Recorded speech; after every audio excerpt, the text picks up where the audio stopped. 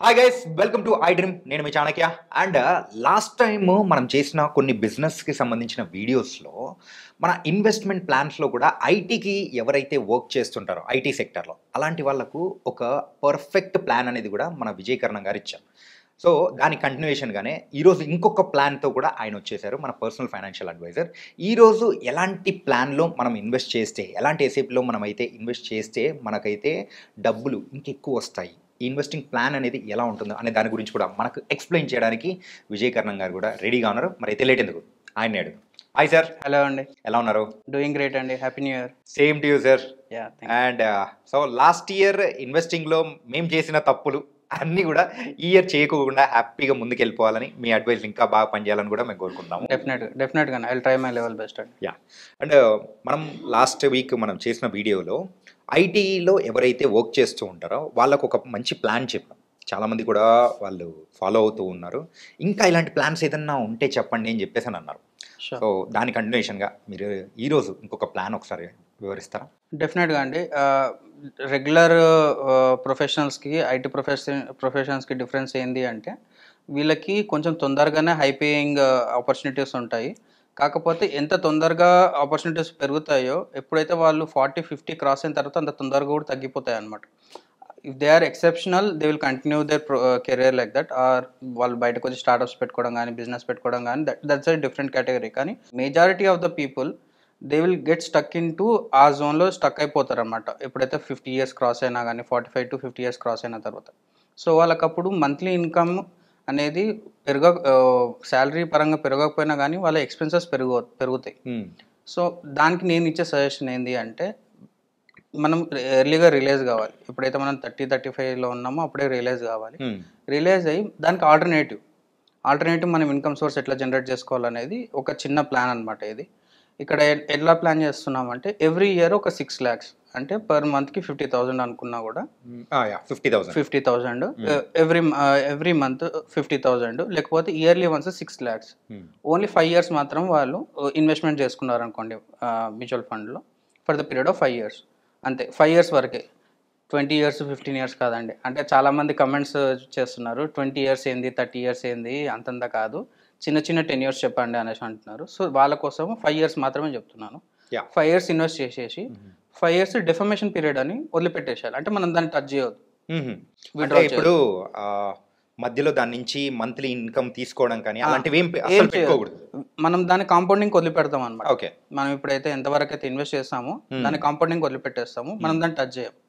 కానీ ఎప్పుడైతే 5 years తర్వాత అప్పటి నుంచి every month you can get 1 lakh back అనమాట. రియలీ? అంటే వీళ్ళు ఇచ్చేది 50,000 మాత్రమే ఎస్ఐపి రూపంలో పర్ మంత్కి 5 years, కానీ వచ్చేది మాత్రం 1 lakh అనమాట. అది for the period of 15 years వస్తుంది వాళ్ళకి మళ్ళీ. అంటే కంటిన్యూస్గా 5 years అనేది కూడా మనము పర్ మంత్ 50,000 ఇన్వెస్ట్మెంట్ చేసుకుంటూ వెళ్ళాలి. అదే 5 years తర్వాత మనకి ఎవ్రీ మంత్ 1 lakh వస్తుంది. అవును సార్. మీకు ఇంకా ఏజ్ గ్రూప్ వైజ్గా కూడా చెప్పాలి అంటే ఫర్ సపోజ్ ఎవరైనా ఒక పర్సన్ 41 years ఉన్న పర్సన్ ఇప్పుడు ఈ ప్లాన్ ఇంప్లిమెంట్ చేశాడు అనుకోండి, 41, 42, 43, 44, 45 years వరకు 6 lakhs ఎవ్రీ ఇయర్ ఇన్వెస్ట్ చేసుకుంటూ వెళ్తాడు, కార్పస్ బిల్డ్ చేసుకుంటాడు. 50 years వరకు దాన్ని డిస్టర్బ్ చేయడు. 51 year ఉన్నప్పుడు ఎప్పుడైతే అతని రిక్వైర్మెంట్ అవసరం పడుతుందో అప్పటి నుంచి ఎవ్రీ మంత్ 1 lakh విత్డ్రాల్ చేస్తూ ఉంటాడు. 51 years నుంచి 65 years వరకు every year 1 lakh as an ఇన్కమ్గా అతను అడిషనల్ ఇన్కమ్గా జనరేట్ చేసుకోవచ్చు. సో ఇక్కడ మెయిన్ థింగ్స్ ఏం వర్క్ అవుతుంటాయంటే మెయిన్ కార్పస్ మనం డిస్టర్బ్ చేయట్లేదు. మనకి ఎంత కావాలి, ఇప్పుడు 50,000 ఈ రోజు మన ఎక్స్పెన్సెస్ ఉన్నాయి, 10 years తర్వాత 1 lakh అవుతుంది, అంతకన్నా ఎక్కువైతే ఏం కాదు. ఇన్ఫ్లేషన్ అడ్జస్ట్ చేసుకున్నా కూడా 1 lakh అంటే ఎక్కువ కాదు. So 1 lakh income additional to our salary. అంటే ఈ ప్లాన్లో మీరు చూసుకుంటే 60 years వరకు మీకు శాలరీతో అడిషనల్గా ఇన్కమ్ జనరేట్ అవుతుంది. సో ఇట్లాంటి మీరు మీ ఫినాన్షియల్ ప్లానింగ్లో ఇన్వాల్వ్ చేసుకుని ఇట్లాంటివి మనం ఇంప్లిమెంట్ చేసుకోగలిగితే డెఫినెట్గా ఎప్పుడైతే 50 క్రాస్ అయిన తర్వాత ఫినాన్షియల్ బ్రేక్ డౌన్స్ కానీ లేకపోతే ఫినాన్షియల్ ప్రెషర్ ఎక్కువ తట్టుకోలేకపోవడం కానీ ఇట్లాంటివి అనేది ఉండదు అనమాట. సో ప్యాసివ్ ఇన్కమ్ అని కూడా కన్సిడర్ చేయొచ్చు. మనకు రెగ్యులర్గా వచ్చేది కాకుండా passive income for suppose 50 years cross అయిన తర్వాత జాబ్ లాస్ అయిన వాళ్ళకు కూడా ఇది యాజ్ అ కాంపన్సేట్గా పనిచేస్తుంటుంది అనమాట. అండ్ మనం ఇప్పటివరకు చేసిన వీడియోస్లో కూడా అంటే మనం డిస్కస్ చేసుకున్నాం ఎక్కువగా ఏంటంటే ఒక డిసిప్లిన్తో సో ఒక 10 ఇయర్స్ 20 ఇయర్స్ చేసుకుంటే వచ్చే రిటర్న్స్ అనేది కూడా ఎలా ఉంటాయి అవును అవును కాకపోతే దానికి ఎవరైతే వ్యతిరేకంగా ఉంటారో ఆపోజిట్గా ఉండి అవును అవును తక్కువ టైంలోనే ఎక్కువ కావాలి అని అనుకుని ఇప్పుడున్న మైండ్ సెట్ వాళ్ళకి అవును మాత్రం అవును ఇది మాత్రం ఖచ్చితంగా బాగా ఉపయోగపడుతుంది. డెఫినెట్గా అండి. ఎందుకంటే నేను ఎందుకు పర్టికులర్గా 5 ఇయర్స్ తీసుకున్నాను అంటే స్ట్రాటజికల్గానే తీసుకునేదండి. ఎందుకంటే మనం ఎప్పుడైతే 35 నుంచి 40 ఇయర్స్లో పీక్ అనమాట. ఎవరి కెరీర్లో అయినా సరే 35 నుంచి 45 ఇయర్స్ మన ఏజ్ గ్రూప్లో ఉన్న వాళ్ళకి పీక్. ఎందుకంటే వాళ్ళకి అప్పుడు ఎక్స్పీరియన్స్ ఉంటుంది, నాలెడ్జ్ ఉంటుంది, ఆపర్చునిటీస్ కూడా ఉంటాయి. యా 45 తర్వాత ఆపర్చునిటీస్ తగ్గుతూ ఉంటాయి, ఎక్స్పీరియన్స్ పెరుగుతుంది కానీ ఆపర్చునిటీస్ తగ్గుతుంటాయి. 35 నుంచి 40 ఇయర్స్ ఏజ్ బ్రాకెట్లో ఉన్న వాళ్ళకి ఎవ్రీ మంత్ 50,000 అనేది మ్యాండేటరీ వాళ్ళు చేసుకోగలగాలి. ఇప్పుడు చేసుకోలేదు అనుకోండి, డెఫినెట్గా 50 ఇయర్స్ క్రాస్ అయిన తర్వాత అప్పుడు మీకు అడిషనల్ ఇన్కమ్ అనేది తగ్గిపోయే ఛాన్సెస్ ఉంటాయి. ఓకే అప్పుడు మన కంప్లీట్గా శాలరీ మీద డిపెండ్ అయినాం అనుకోండి, అందరికీ తెలిసిందే ఎన్ని ఇబ్బందులు మనం ఫేస్ చేయాల్సి వస్తుంది. అవన్నీ అవాయిడ్ చేయాలంటే డెఫినెట్గా ఒక ఆల్టర్నేట్ ఇన్కమ్ సోర్స్ అనేది ఇట్లా జనరేట్ చేసుకోవడం will be the best option. And ఇక్కడ ఇంకొక మేజర్ థింగ్ ఏంటి అంటే, నేను వేరే వీడియోస్లో చెప్పినట్లు 1 CR 2 CR లంసమ్ ఇన్వెస్ట్మెంట్ చేయాల్సిన అవసరం కూడా లేదు. చిన్న చిన్న వాటితోనే మీరు స్టార్ట్ చేసుకోవచ్చు. స్టార్ట్ చేసుకున్న మీరు ₹1 అంటే 50,000 మీరు ఎస్ఐపి చేస్తే ₹1,00,000 రిటర్న్స్ వస్తున్నాయి. అండ్ మీరు చేసేది ఓన్లీ 5 ఇయర్స్ మాత్రమే, కానీ మీకు వచ్చేసి 3 టైమ్స్.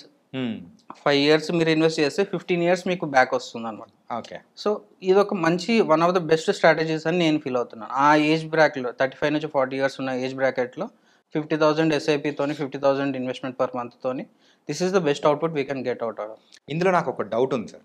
ఏంటంటే ఫస్ట్ 5 ఇయర్స్ మనము కంప్లీట్గా ఇన్వెస్ట్మెంట్ చేసుకుంటూ వెళ్ళిపోయామంటే 6 into 5 సో టోటల్గా 30 అంటే ఆ 5 ఇయర్స్లో మనం ఇన్వెస్ట్ చేసింది 30 lakhs. సో ఆ తర్వాత ఒక 15 ఇయర్స్ వరకు మంత్లీ 1 lakh వస్తుంది అని చెప్పేసి చెప్పారు. ఇలాంటప్పుడు మొత్తం ఆ 15 ఇయర్స్ అయిన తర్వాత సో ఈ 30 lakhs సంగతి ఏంటి? ఇప్పుడు ఆ అమౌంటే 80 lakhs అవుతుందండి. ఓకే ఆ అమౌంట్ 80 lakhs అవుతుంది. మీకు ఇంకా బ్రేక్ డౌన్ చెప్పాలి అంటే, మీరు ఏదైతే ఇన్వెస్ట్ చేస్తారో ఆ కార్పస్ 10 ఇయర్స్లో 87 lakhs అవుతుంది. ఆ 87 lakhs నుంచి గ్రాడ్యువల్గా విత్డ్రాల్ చేస్తాం.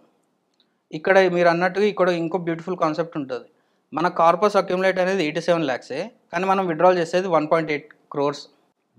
ఓకే ఎందుకు అంటే మనం అట్ ఎ టైం విత్డ్రాల్ చేయట్లేదు. ఇప్పుడు 5 lakhs 5 ఇయర్స్కి ఇన్వెస్ట్ చేసి 10th ఇయర్ విత్డ్రాల్ చేసుకుంటే 87 lakhs వచ్చేస్తుంది. కానీ దాన్ని గ్రాడ్యువల్గా విత్డ్రాల్ చేసుకుంటూ పోతే మనకు 1.8 crores లాభం ఉంటుంది. ఓకే ఎక్కడ 50,000 ఎక్కడ 1.8 crore. Right right. సో ఈ ప్రాసెస్ అంటే ఒక స్ట్రాటజీ వేలో దీన్ని ఇంప్లిమెంట్ చేసుకుంటే ది బెస్ట్ అవుట్పుట్ మనం తీసుకోవచ్చు అనమాట. యా అండ్ ఐటీ ఎంప్లాయీస్కి ఉన్న ఇంకొక బెనిఫిట్ ఏంటంటే మాక్సిమం శాలరీ క్రెడిట్ అనేది కూడా సో 1 to 5th లోపే అయిపోతూ ఉంటుంది, పర్టికులర్ టైంలోనే అయిపోతూ ఉంటుంది. కాబట్టి దట్ విల్ విత్ అంటే ఈ కైండ్ ఆఫ్ ప్లాన్ అనేది వాళ్ళకి ఎక్కువ సూటబుల్గా కూడా ఉంటుంది. డెఫినెట్గా అండి. జస్ట్ డిసిప్లిన్ ఉండాలి, ఒక కరెక్ట్ మెంటర్ కానీ ఒక అడ్వైజర్ కానీ ఉంటే ఇది ఈజీగా ఇంప్లిమెంట్ చేయొచ్చు. ఆ 50,000 ఎస్ఐపిని కూడా కంప్లీట్గా డైవర్సిఫై చేసుకొని ఏ ఫండ్లో ఇన్వెస్ట్ చేస్తున్నాము, ఎంత ఇన్వెస్ట్ చేస్తున్నాము, పీరియాడికల్గా రీబ్యాలెన్సింగ్ చేసుకుంటున్నాము లేదా. ఇంకా దీంట్లో కూడా వెల్త్ అక్యుములేషన్ అప్పుడు ఒక టైప్ ఆఫ్ ఫండ్స్ తీసుకోవాలి, వెల్త్ డిస్ట్రిబ్యూషన్ అప్పుడు ఒక టైప్ ఆఫ్ ఫండ్స్ తీసుకోవాలి. ఇది ఖచ్చితంగా అందరూ ఫాలో అవ్వట్లేదు, కానీ డెఫినెట్గా ఫాలో కావాలి. ఎప్పుడైతే మనం వెల్త్ అక్యుములేషన్ చేసుకుంటున్నామో అంటే ఎప్పుడైతే మనం ఎస్ఐపిస్ చేస్తున్నామో అప్పుడు highly aggressive highly equity funds మంచి మంచి ఫండ్స్ సెలెక్ట్ చేసుకోవాలి. ఎప్పుడైతే విత్డ్రాల్ చేస్తున్నామో అప్పుడు చాలా కన్జర్వేటివ్ మోడ్లో వెళ్ళాలన్నమాట. నేను అందుకే ఇక్కడ పర్సంటేజ్ ఆఫ్ రిటర్న్స్ కూడా నేను కన్సిడర్ చేసింది only 15% during accumulation period. During withdrawal period only 12% తీసుకున్నాను నేను. సో ఇంత అంటే వరస్ట్ ఫండ్స్ ఇచ్చినవి 15%, వరస్ట్ డెట్ ఫండ్స్ ఇచ్చినవి 78%. ఇవన్నీ కలెక్టివ్గా చేసుకొని మనం బిల్డ్ చేసిన స్ట్రాటజీ అనమాట. అంటే మనమైతే ఇక్కడ మీరు చెప్పిన ప్లాన్ లో కూడా మనము అత్యాశకి పోవట్లేదు, అలా అని చెప్పేసి లిస్ట్కి పోవట్లేదు. కంప్లీట్ గా రెండిటికి సమాంతరంగా ఉండేటట్టు యావరేజ్ అనేది ఒకటి తీసుకొని దాని తగ్గట్టు ప్లాన్ అనేది కూడా మీరు డిజైన్ చేశారు. ఎగ్జాక్ట్లీ. ఇప్పుడు 87 lakhs అనేది కూడా జస్ట్ ఈ 15%కి మాత్రమే. ఓకే. మన ఫండ్స్ రెగ్యులర్గా తీసుకునే ఫండ్స్ 18% 20% ఇస్తున్నాయి. జస్ట్ 18% 20% ఇస్తే ఈ 87 lakhs 1 CR ఈజీ క్రాస్ అయిపోతుంది. రైట్. సో 1 CR ఇక్కడ క్రాస్ అయింది అంటే విత్డ్రాల్ చేసే దగ్గర మనం 1 lakh దగ్గర 1.5 lakhs కూడా తీసుకునే ఆపర్చునిటీ కూడా ఉంటుంది. Okay. So it's a part of planning. Complete planning ఉండాలి. స్ట్రాటజికల్ వేగా ఏ ఫండ్స్లో ఇన్వెస్ట్ చేస్తున్నాము, ఎంత ఇన్వెస్ట్ చేస్తున్నాము అనేది డీటెయిల్గా తెలుసుకుంటేనే మనకు క్లారిటీ వస్తుంది అనమాట. Okay. Nice sir, thank you so much. Thank you అండి. ఏంటంటే మన న్యూ ఇయర్ స్టార్టింగ్లోనే మొదటి వీడియో ఒక వండర్ఫుల్ కాన్సెప్ట్తో కూడా అందరికీ నచ్చేలా చెప్పారు. డెఫినెట్. సో ఇది కేవలం ఐటీ ఎంప్లాయీస్కే కాదు, ఎవరైతే మంచి మంచి శాలరీస్ తీసుకుంటున్నారో వాళ్ళందరికీ కూడా ఉపయోగపడేలా ఉంది. Thank you so much. Thank you అండి.